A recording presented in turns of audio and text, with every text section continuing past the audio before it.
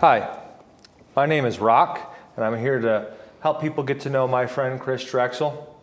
Chris is the Democratic candidate for Erie County Council's 5th District, which is Harbor Creek, Summit, Northeast, and Green. Chris, I've gotten to know you pretty well. I know you're passionate and you care a lot, but why did you decide to run for county council? Well, I guess to kind of start with, how I got to Erie in general. I'm originally from South Florida, and I visited here when I was 20 years old and came up here with a friend, visited her grandparents, fell in love with Erie, and 3 months later I decided to move here. I finished my education here at Gannon University, and then, I went on to meet my wonderful wife, and now I have 3 kids. My oldest is 29. I have 7-year-old twins. And, I really love Erie, and Erie's given me back and my family back so much in this community that it's really important for me to preserve that for, my kids, your kids. So if they want to stay here in Erie, that there is, it's viable for them to live here and live a good life, earn a good living, and raise their family here if they choose to do that. There's a lot of issues in the county right now. We could probably sit and talk about them for hours. What's your top priorities? All right, well, my first priority is going to be bringing some transparency and accountability to county government, especially in county council. That's been a really big issue lately. I think my opponent has become a rubber stamp for the county executive, and he's not operating in good faith to what the constituents would like to see happen. And I just don't see anything, being made to progress Erie forward. We're just kind of stuck in the same spot as we've been for a long time. Secondly, I really would like to see some economic revitalization and some, job education and training opportunities in this area. So, anytime I would get to support anything like that comes up for a vote, any sort of programs that are out there, like the community college, apprenticeship training through unions that are local. I'm going to be all for backing that kind of stuff, trying to give good opportunities for people that want to move here or or are living here. They can have good paying jobs and earn a fair wage and make a good living and raise their family and have the dignity of not being broke, trying to be paycheck to paycheck all the time. So. The last thing is public health and safety. I think that's a huge issue right now. We have the fire and EMS authority that's being proposed by the county executive. I've spent time speaking with the supervisors and local leaders, and nobody wants this but the county executive. He's pushing this. It's just going to create another tax entity or a fee out there for us to have to pay. And, the local leaders, these fire departments, they have programs and plans that are in place and working right now. And they don't want to give up the power to one individual or one entity to do all this. It's one of the biggest things that I think they take pride in is the fact that they're serving the community and they have that control. And these towns have a lot of pride, these fire departments have a lot of pride, and they want to take care of the community, and they don't want to be under the constraints of, some authority. There's very few votes on county council that are unanimous. Yeah. It takes 4 votes to get something done, 5 votes to override a veto. How are you planning on building consensus? Is there experience that you have that? Yeah, honestly, I'll take all the experience I have from, working in my career. I've spent 35 years in service industry, basically. I work for Verizon now as a district sales manager. Before that, I was dealing with the public in many different, facets or job opportunities. And in that time, I got to really learn how to communicate with people.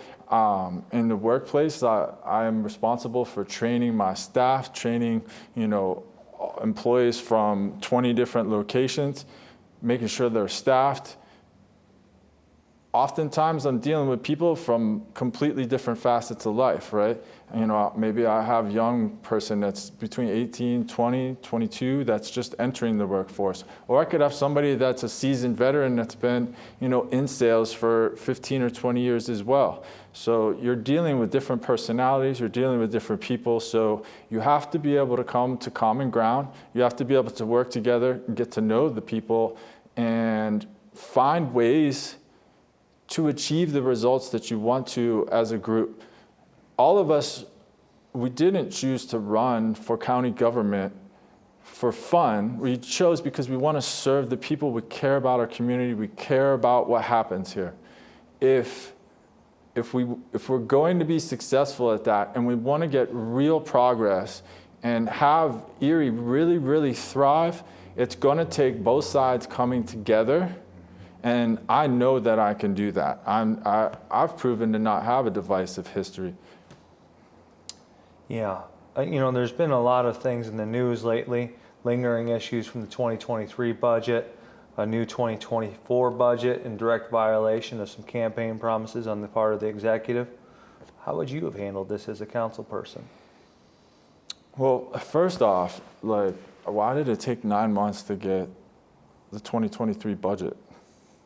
And who's responsible for making sure that comes, you know, that we have that, right? Mm-hmm. The way that county government is set up, you have the county executive and you have county council. There's a checks and balance system there.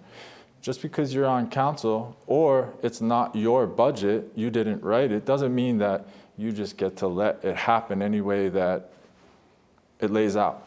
You knew that it wasn't there, but you never said anything, right? My opponent never said a word.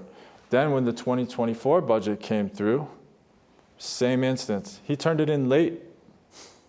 Nobody called that to, you know, I think I heard the excuse for it at some point, but I mean, really, like, might as well said the dog ate my homework. This is exactly what I'm talking about, how everything that the county executive tries to push, Brian looks the other way. Brian votes with him. He tries to say he's being transparent, but that's not the case. There couldn't be any more of an egregious situation going on there. Last year when the budget was handed off, Brian was asked directly if he thought that there was going to be a tax increase this year. He actually believed that all of the great projects, right, that we dumped money into were going to instantly bring in millions of dollars or something. I'm not sure. And that's not the case. If you actually did your job and you are, right, the council chair, so you are running the ship there, why not bring the question why you don't have all that information? You see that the money isn't coming in, right? Because you're getting finance reports. You see that the money isn't coming in to cover all of the expenses that we have. Hey, can we get, you know, a view of this budget a little bit early? What are you going to do about this shortfall? How about this project that's actually losing money? You have to be paying attention to all of that stuff as that vehicle is moving forward. If you're not, then you're just sitting there and you're watching it happen. And you're going around and, you know, glad-handing everybody, hi, I'm here, but not really doing your job. So, I mean, I'm here to do that job and do it the right way. Turns out it's hard to build a budget on hope. Yes, it's hard to build a budget on hope, yes. You know, you've had your sneakers on the ground for quite a while, out talking with a lot of voters, knocking a lot of doors. You've been talking to every voter you can get a chance to. You know, this is an opportunity that you have to speak to even some voters that you haven't had a chance to touch. I mean, what would you say to voters with this opportunity? Honestly, what I would say to voters about, you know, this opportunity right now is, you know, we have a chance to completely transform our county government. We have the opportunity here to make a real change that's going to impact us for probably the next decade or even longer. Mm-hmm. Right this minute, we're failing. Nothing is happening, you know, we're stuck in this spot, and we're going to have incredible budget shortfalls if we don't control some of the spending that's happening.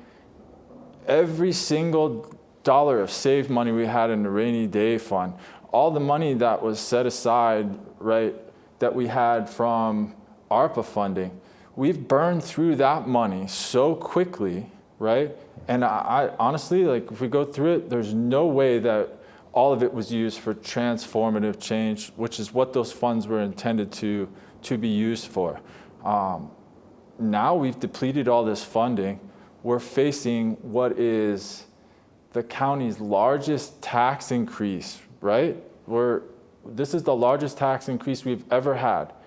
I'm not so sure after you look at that budget, I think the tax increase isn't enough to actually cover the difference that they're talking about without cutting out the funding from many different programs. And those programs, when you see the list of what they put forth is the reason why they couldn't foresee that the budget wasn't going to balance, every one of those programs is a target for them and has been a target from the beginning. And they'll continue to do that same thing.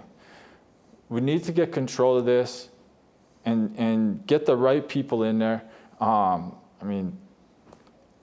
just hope that, voters understand that the right to vote is such a sacred thing. You get a chance here to be able to make a difference and make a change in your community. Like, take that step. It's so easy to vote. It's so easy to register to vote. And I really need your help to protect our democracy. And, our elections are really at stake here. If you want to get, down to brass tacks, my opponent served on the elections board. He's going to go right back to that. And they're going to do everything they can to try to restrict voter access. And it's like you say, why did I get into this? Like, I couldn't sit on the sidelines and sit and watch this happen in my community, in a community that I love. This is where I raised my family, and this place means a lot to me. So I'm going to take care of it, and I really hope voters, can see the difference between me and my opponent, and please vote for me on November 7th. So that's pretty much it. I appreciate the opportunity to get a chance to talk to you, and I hope that voters hear the sincerity in your voice. Appreciate the time. Well, thanks, Rock. I appreciate that.